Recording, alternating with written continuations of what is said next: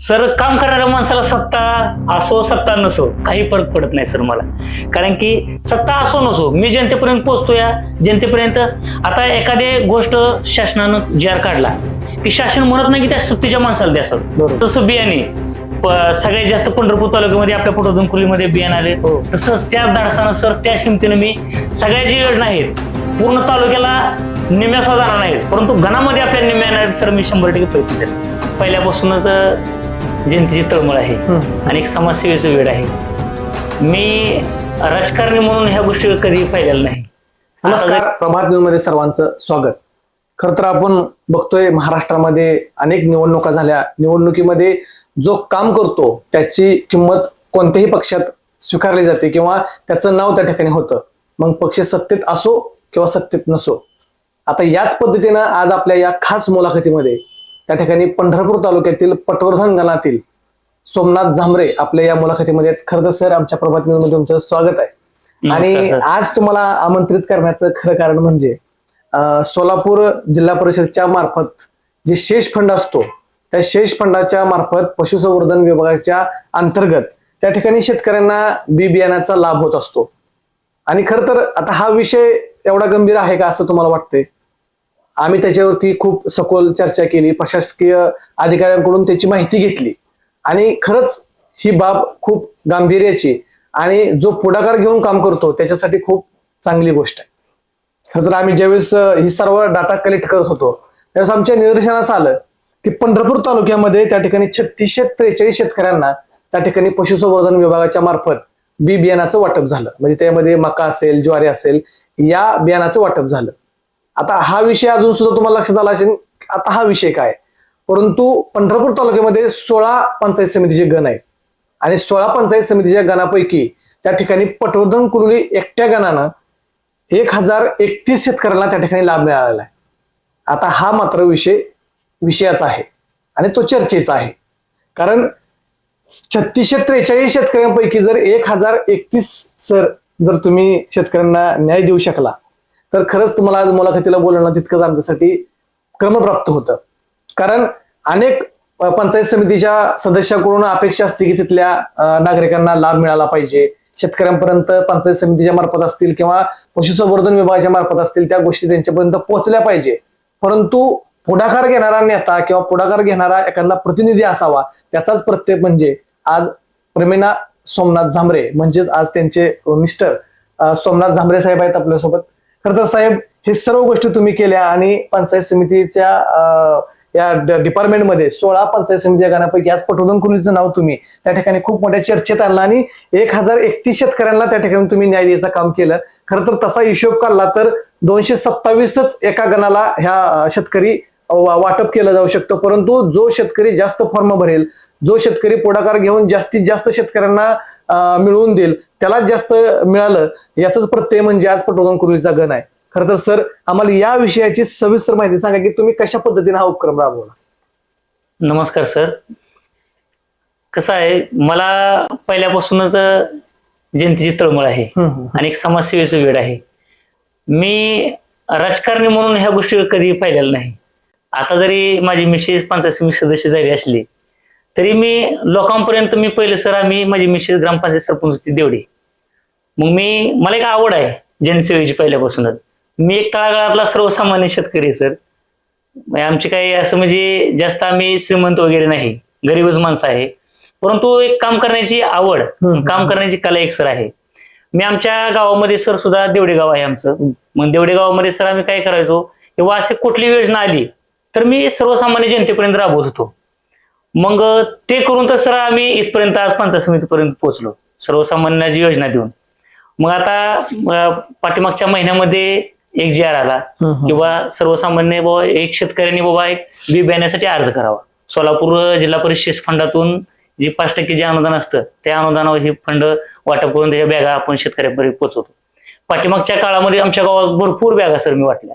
परंतु एक गणासाठी आता मी गणाचं प्रतिनिधित्व करतोय. बरोबर. मग त्यामुळे मी गणात मी काय केलं प्रत्येक गावामध्ये सर जाऊन मी कॅम्प घेतले. प्रत्येक गावाच्या ग्रामपंचायतमध्ये गेलो.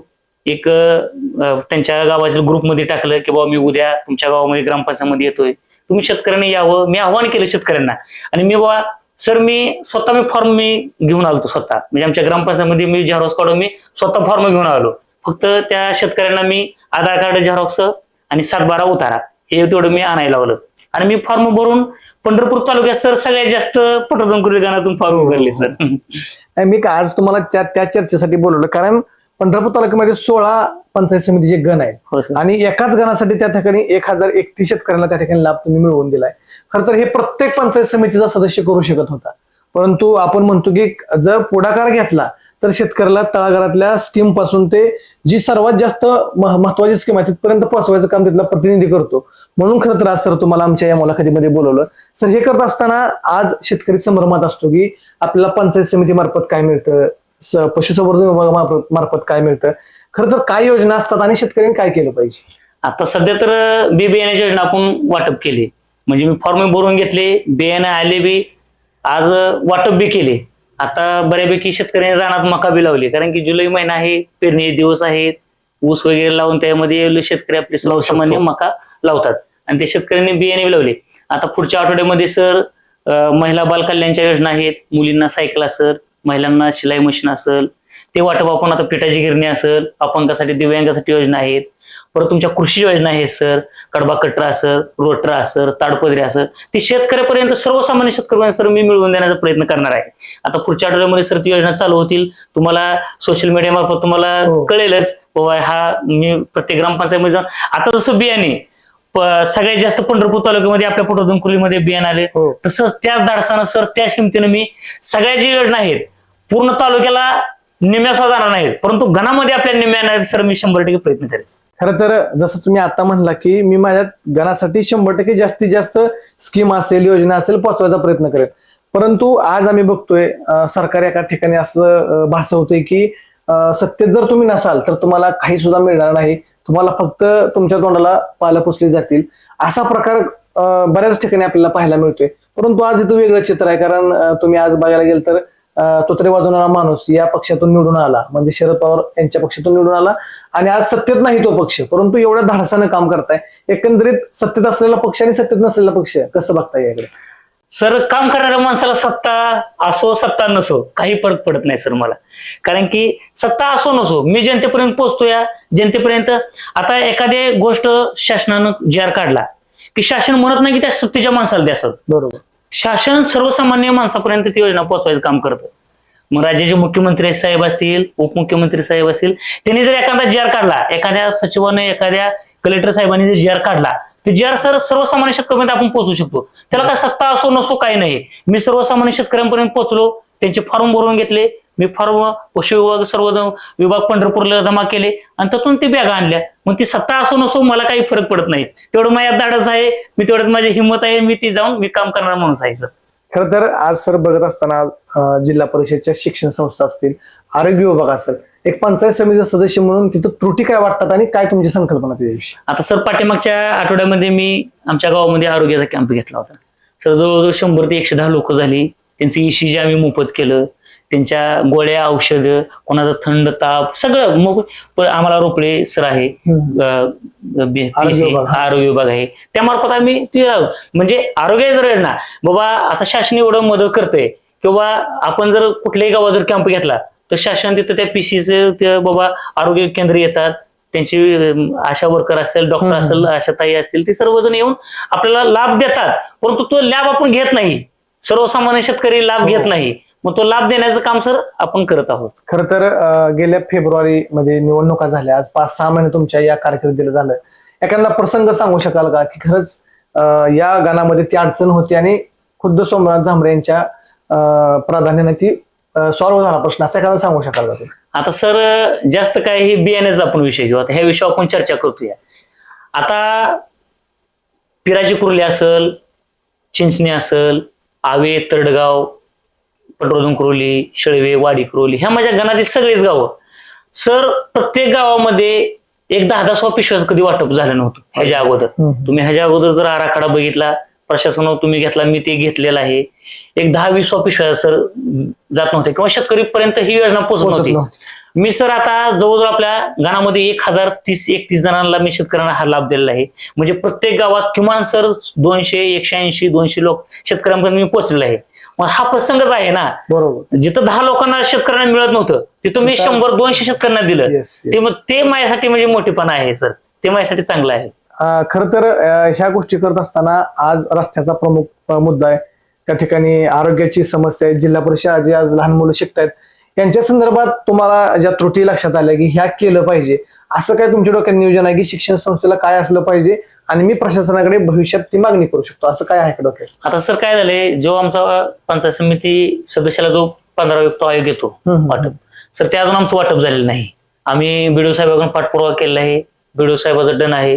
परंतु जरा वारी असल्यामुळे जरा थोडं आमची 1-2 मीटिंग झाल्या. आमची मॅडम माझ्यापेक्षा बी मीटिंग मध्ये जास्त आव्हान करते, जास्त बोलते ती मीटिंग मध्ये. कारण की मीटिंगला जे शासकीय जिथं काम असतात तिथं मॅडमच असतात.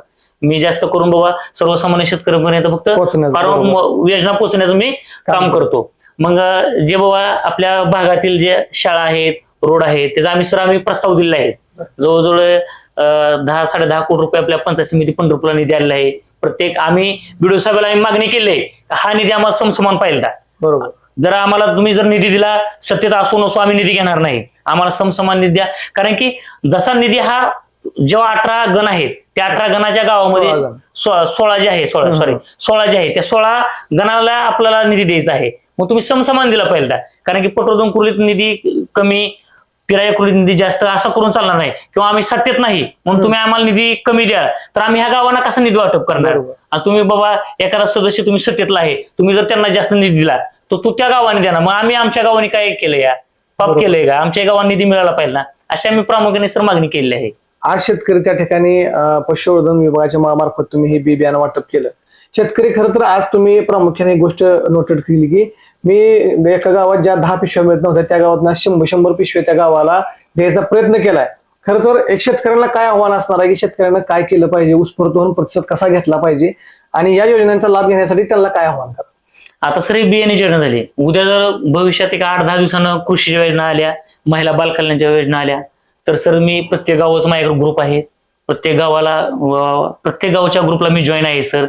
जर माझा जर एखादा ग्रुपमध्ये मेसेज गेला, त्या मी ग्रामपंचायत समजा आता मी उदाहरणार्थ मी पिराजपुर्लीमध्ये उद्या सकाळी 10 वाजता येणार आहे सर, असं जर मी टाकलं तर प्रामुख्याने त्या शेतकऱ्यांनी यावं. बरोबर. व त्या योजनेचा लाभ घ्यावा.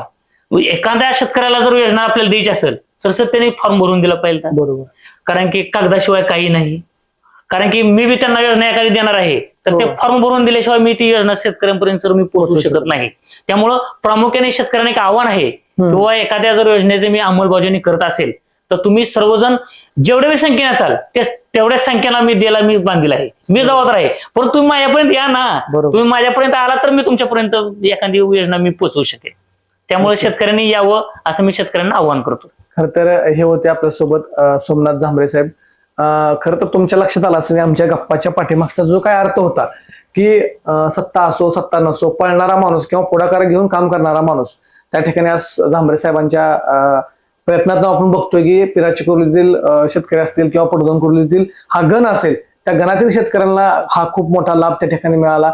पुढील भविष्यात आरोग्याची समस्या असेल, रस्त्याची समस्या असेल किंवा येथील जे काही जिल्हा परिषदेच्या शाळा असतील यांच्या संदर्भात सुद्धा पुढाकार घेऊन जे तिथले प्रामुख्याने जे प्रश्न असतील ते सोडवण्याचा प्रयत्न करेल असं सुद्धा त्या ठिकाणी त्यांनी सांगितलंय. आज तुम्ही वेळ दिला आणि ही सर्व संदर्भ विचारला, कारण ही आकडेवारी आज खूप काहीतरी सांगून जाते की जो माणूस पळतोय किंवा ज्या माणसाला खरंच जनतेविषयी तळमळ आहे तो माणूस जनतेसाठी काही करू शकतो. या आज यांच्या प्रयत्नातून लक्षात आलं. आज तुम्ही आमच्या स्टुडिओला आणि वेळ दिला त्याबद्दल तुमचा आभार आहे. धन्यवाद.